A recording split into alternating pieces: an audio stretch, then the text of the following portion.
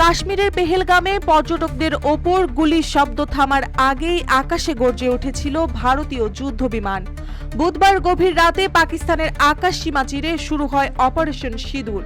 9টি নির্দিষ্ট লক্ষ্যবস্তুতে একযোগে চালানো হয় আকাশ হামলা। ভারতের দাবি এসব ছিল সন্ত্রাসীদের ঘাঁটি।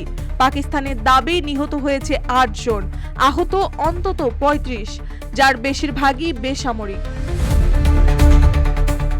কিন্তু এই সামরিক অভিযানের পেছনে কেবল প্রতিশোধ নয়, জেগে উঠেছে আরও একটি বিতর্ক অভিযানের নাম সিঁদুর।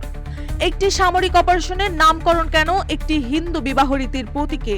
রাজনৈতিক বিশ্লেষকরা বলছেন এই নামের মধ্যে লুকিয়ে আছে এক নতুন মাত্রার বার্তা, যেখানে যুদ্ধ আর ধর্ম, সামরিক কৌশল আর সংস্কৃতির প্রতীক এক সুতোয় বাঁধা। RICL TMX, যুগের পর যুগ স্থাপনা থাকে মজবুত। পেহেলগামে যখন ছুটির মেজাজে পর্যটকরা, তখন হঠাৎই গুলির শব্দে থেমে যায় সব। বন্দুকধারীদের হামলায় প্রাণ হারান কয়েকজন, আহত হয় বহু মানুষ। ভারত অভিযোগ তোলে এই হামলার পেছনে ছিল পাকিস্তান ভিত্তিক জঙ্গি সংগঠন। এরপরেই গভীর রাতে সীমান্ত পেরিয়ে ভারত চালায় বিমান হামলা, কোড নেম অপারেশন সিঁদুর। এই অভিযানের বিস্তারিত জানাতে সংবাদ সম্মেলনে হাজির হন ভারতীয় সেনাবাহিনীর 2 নারী কর্মকর্তা। তারা জানান এই অভিযানে ব্যবহার করা হয় রাফাল, MiG-29, Su-30 যুদ্ধবিমান ও অত্যাধুনিক ড্রোন। 9টি লক্ষ্যবস্তু সফলভাবে ধ্বংস করা হয়। বিদেশ সচিব বিক্রম মিস্ত্রি জানিয়েছেন, হামলার মূল লক্ষ্য ছিল জম্মু ও কাশ্মীরের পরিস্থিতি অস্থিতিশীল করা। তবে ভারতীয় সেনাবাহিনী এবং জনগণ এর মোকাবেলা করতে সক্ষম হয়েছে এবং সেই চেষ্টা ব্যর্থ হয়েছে।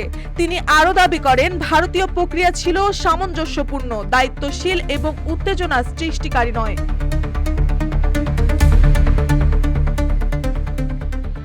কিন্তু অপারেশনের চেয়েও বেশি আলোচিত এখন এর নাম সিঁদুর, একটি লাল চিহ্ন যা হিন্দু বিবাহের প্রতীক। আর ঠিক এই নামেই শুরু হয়েছে সামাজিক মাধ্যমে বিতর্ক।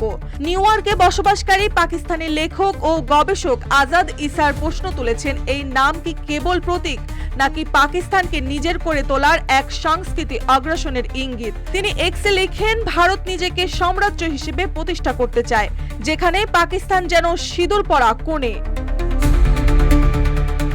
এই বিশ্লেষণের সঙ্গে একমত পাকিস্তানের রাজনৈতিক কর্মী আম্মার আলী জান। তার বক্তব্য, হিন্দুত্ববাদীরা গোটা উপমহাদেশে আধিপত্য করতে চায়, আর ভারত এখন দক্ষিণ এশিয়ার ইসরায়েল হতে চায়।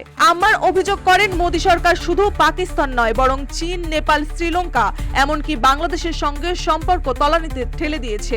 মার্কিন যুক্তরাষ্ট্র ভারতের কাঁধে হাত রেখে চীনের বিরুদ্ধে এক প্রকার ফ্রন্ট লাইন গড়ছে।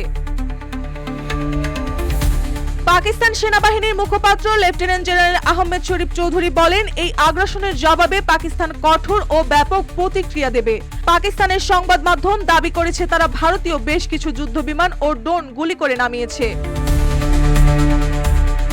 অপারেশন সিঁদুর এখন আর কেবল একটি সামরিক অভিযানের নাম নয়, এটি হয়ে উঠেছে উপমহাদেশের এক নতুন উত্তেজনার প্রতীক। প্রতিশোধের আড়ালে যুদ্ধের কৌশলের পেছনে ছায়ার মতো জড়িয়ে আছে পরিচিত এক লাল রেখা সিঁদুর। প্রশ্ন উঠেছে, এটা কি কেবল প্রতিরক্ষার ভাষা, নাকি এক ধর্মভিত্তিক আধিপত্যের ঘোষণাপত্র?